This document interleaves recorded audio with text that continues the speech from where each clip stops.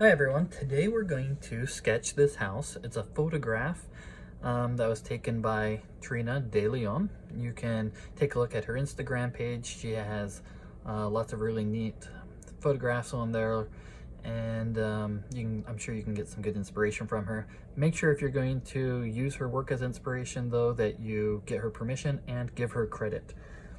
Okay, so I've already sketched this house and I'll show you. This is what my sketch of it looked like. It's kind of fast, it's a little loose, but this is generally my sketching style. And today I want to show you how I approached it, how I measure my proportions, how I make sure I got the right perspective, and then a little bit of my thought process for adding details. Of course, you should stick to your own style and add details however you see fit. I just wanted to show you that so you had an idea of where we're going. So before we get started, I want to just talk a little bit about how we set up this house. I start all of my sketches by first finding the eye line. Now, if you don't know what the eye line is or you're confused by that, you may want to take a look at my previous video on 2-point perspective. Basically, the eye line is your height when you're looking at the house. Most of the time, if you're looking at a house, your eye line kind of lines up with the door, which would be up here. But you can see there's a porch on this house and we're kind of looking up at it from a distance. And so our eye line's actually a little lower than normal. And I picked this house for you because it's very easy to find the eye line. If you recall, the eye line will be perfectly horizontal and your lines above that will be angled up and your lines below that will angle down like this. Or if you're on this side of the house, the right side, the lines will angle up like this or below it. So we're looking for the perfectly horizontal mark. And so if I use the siding on the house on the left side as kind of a guide, you can see I'm just lining my pencil right up with it. Taper, taper, taper, taper, taper, taper, taper, taper. And about right there is where we finally get horizontal. So that's our eye line. So that's the first thing I'm going to put on the paper. And I sometimes use a ruler when I sketch, sometimes I don't. It depends how I'm feeling. A lot of you have written me and said that you've never used a ruler, so I thought I'd demonstrate with that. And it also is a good way for beginners to not worry so much about their lines being perfect. I know the eye line is towards the bottom of the house, so I'll just take my pen and draw that line right there at the bottom. The next thing I'm going to do is just mark the overall width of the house. Some people like to draw all the way off the page. I don't prefer doing that, so I'm going to say that one edge of the house is going to end there, one edge is going to end there. Okay, so now that I have my eye level in place and I know the width of the house, the question is, what do we do next? This particular house is a little interesting because it has this corner piece. It's not a straight corner. For example, in a typical house, you'd have a corner that just is perfectly straight like that, and then that corner, that edge would come off and that edge would come off. We're not dealing with that here, so it makes it a little bit more complicated. But for my very first lines, I'm going to pretend that this angled bit does not exist, and I'm going to draw it just like that on my paper. So how do we do that and make sure that we have our proportions accurate? Well, what I do is I use my pencil as a measuring tool. What do I mean by that? So, for example, if I want to compare the height of the house to the width of the house, I'll just take my pencil, line it up, and then I'll take these two fingers and I'll hold it right there at the edge. And then I'll compare it to the height, and we can see the overall height is a little bit longer than our pencil. So the house is a little taller than it is wide. I could tell that already before I started, which is why I have my paper in portrait instead of landscape positioning. But the next thing that I want to do is I want to know where to draw this imaginary corner line. Again, I'll just put it here again for you so you know what I'm referring to. This imaginary line right there. So I'm going to take my pencil and I'm going to measure the left side of the house. I'll just hold my fingers there. And then I'm going to compare it to the right side of the house. And you can see that the right side, or the left side, is just a little bit wider than the right side. So I could come to my paper here and I could put a mark that's a little bit more to the right than the left. If I'm not sure if it's accurate, put my pencil, use my fingers, hold it, check, and sure enough, I did a pretty good job just eyeballing that. And then I'm going to draw that corner line so we can use it as a reference point. You do want to make sure that you draw this line straight or your house will end up crooked. I'm not going to worry about whether it's the right height or not. I always leave the extra lines in my sketches. I like them. You could do all of this beginning portion in pencil if you want, and then you could erase all of your starting lines, and after you've inked over them later, and nobody would be able to see them. The choice is yours. So once I have that corner piece, I'm going to start measuring out the other portions and just do the outline of the house. And what I mean by outline is I'm going to do this piece, a line coming down here. I'm going to do the bottom of the house, bottom, side, and then of course I'll do the roof portion. And I always like to start with an outline, and then I slowly add my details.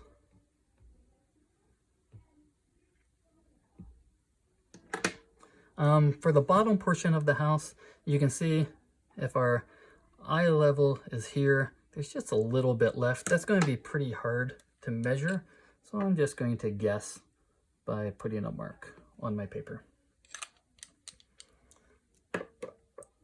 Okay, so where do we go from here? I want to do this top portion, and so I'm going to take my pencil and I'm going to measure from the bottom of the house up to there, hold it with my fingers, and then I'm going to find something else that I can compare it to. And you can see the left side of the house is about, I don't know, maybe 2/3, 3/4 of probably about 3/4 of the height there. I know how long the left side is here because I already marked it.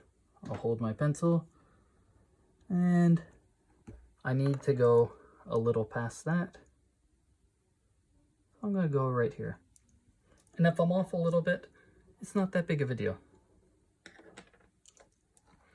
The next thing you want to do is, if you're going to draw this line, you need to know what angle to draw it at. And the easiest way, if you have a photograph, or even if you're out looking at the house, is to take your pencil and line it up with that angle and just transfer it to your page.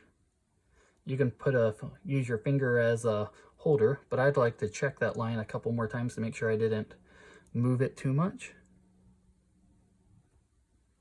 And if I know that my finger is going to go there,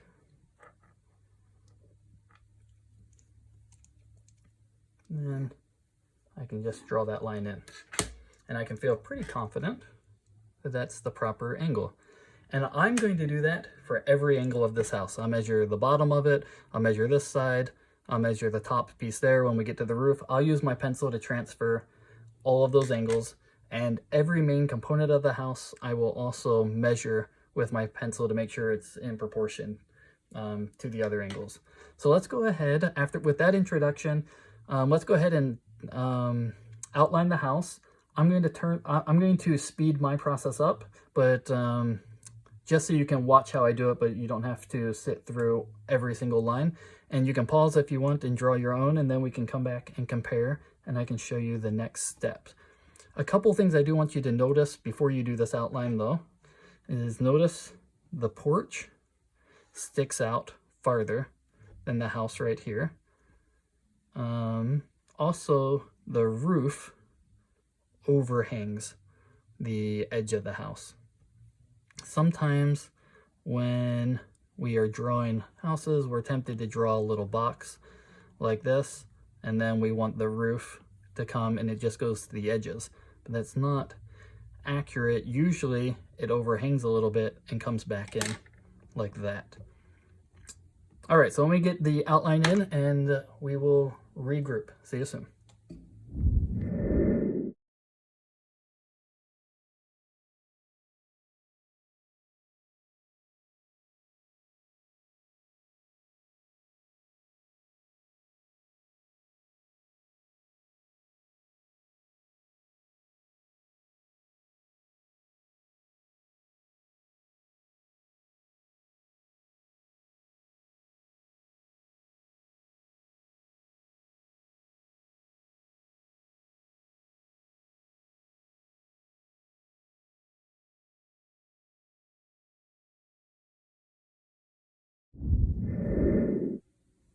So I finished blocking in the overall shape of the house. You may have noticed I adjusted my roof line a little bit. I think I measured it just a little bit too tall. It probably would have been fine for a sketch, but I decided to go ahead and lower that down. Oh, that's one nice thing when you happen to do it in pencil instead of pen.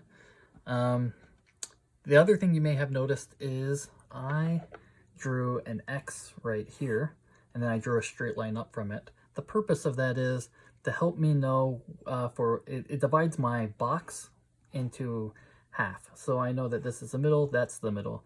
I noticed the roof peak is about the middle of that box, so I wanted to draw a line up, so I had the peak proper. I didn't want it too far forward or too far back, but it'll also help me with the porch, which is about halfway, and the windows when we get there.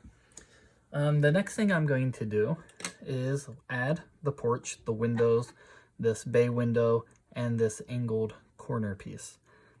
A couple things that I want you to notice are the angled piece. We're looking at it straight on. So while these lines have perspective, and so they are angled, all of them are parallel to our eye line, moving all the way up, and it's because we're looking at it straight. So keep that in mind when you're drawing it. Also pay attention to how things connect. For example, this line is about halfway up the roof line right there. The porch is, you can measure it with your pencil, but it's approximately halfway. It overhangs a little bit. The top of the porch also is about even with the top of that window. Top of this window is just a little bit taller unless you're looking at it in perspective with the top of that window. And the bottoms of the windows, if you follow this perspective line to the corner, then you follow this perspective line down, you can see that the bottoms of the windows are even in perspective there. Also, for this circle, pay attention. It comes just a little bit above this edge of the house, and it's going to come about to the middle of those windows. So take a look at how those are all proportionally laid out when you draw each one.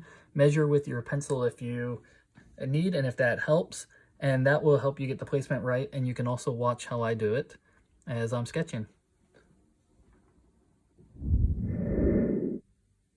So I had a little issue with the hyperlapse and it stopped recording. I didn't realize it. Sorry about that, but you can see I very roughly just inked in the windows, this angled corner, the porch, and the bay window. And if you're looking at your sketch right now and you are wondering, how is this ever going to look beautiful? I want to quit because it looks like I did it while I was drunk. This is how I always feel at this stage. But I can assure you that even this sketch looked about like that when I was here. The next portion is my favorite part because it's when I get to add some depth to the whole house. And what I mean by that is you'll see everything's just very flat here. You can't tell that this is a lively house. And so we're going to go through, and if you look at things like the roof line, you'll see there's a roof. Oh, I'll make this a little smaller.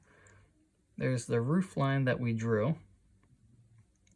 but then there's a little bit more to it. And so we're going to add that, add these trim pieces, and we'll do it for that side of the roof. Here on the angled piece, it sticks out, but it also comes back in towards the house to give it a little depth there. There's some depth underneath this eave. One trick that I use for drawing these brackets is trying to get that exact shape. It can be difficult, but if you just draw like this motion for them, and then you can even add a little thickness on the side, in your final sketch, it'll look just fine. In the windows, you can see that they're inset a little bit, so we'll add some extra lines to inset those. We'll add the trim lines, Add the little decorative pieces down here for this circular window. Not only is there trim, so there's 2 layers, but if you look closely, right in here is all darkened. So we'll draw another line for that. We'll add these trim pieces. Depending on how detailed you want to get with your steps, you can draw the banister in. You can draw the banister going back this portion of the house, which is left off currently. Again, just over here, this is all going to be thicker. All of the window pieces, just the details. And when we're done, this is going to start to look like a real house instead of just a few scribbled lines on the page. So I'm going to give it a go with the hyperlapse so you can see how I do it, and then we'll come back for final details.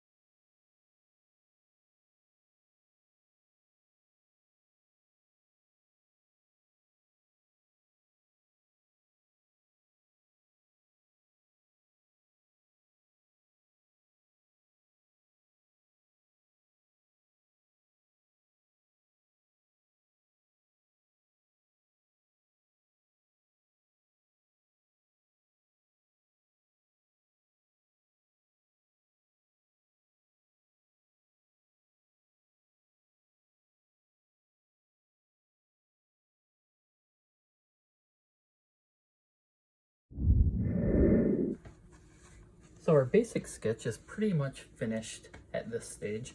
There are some errors that I can readily see. Sometimes this happens. For me, I'm so focused on making the video, and I've never made videos before, that it distracts me from the sketch.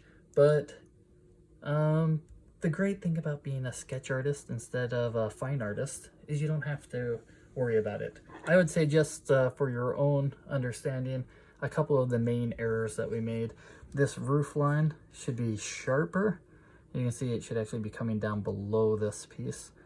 But we have our measurement and our angle off a little bit there. We're showing too much roof where there's less roof here. That would help elongate this back end. I think this angle is probably a little too flat. It could be a little sharper here. This one could be a little less sharp. And then over here, to me, this is actually the worst error, is this perspective line. It should be angled more because it will help give the illusion that the house is tapering off in that direction. We did a pretty good job with our bottom lines, but we just needed to take a little more time to set the top ones up.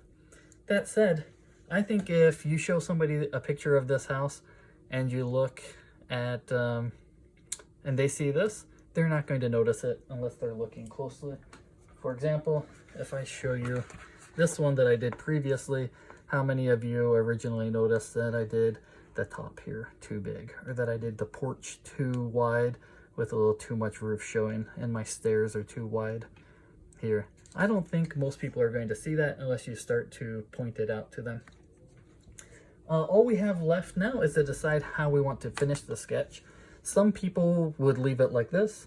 Some people may want to pencil sketch in details for the window elements, some shading. You could do a little more detail on the banisters here. There will be, when I say window elements, I'm referring to things like this, or like the fact that there are curtains showing. Curtains showing over here. There's some detailing here. You can see I did that.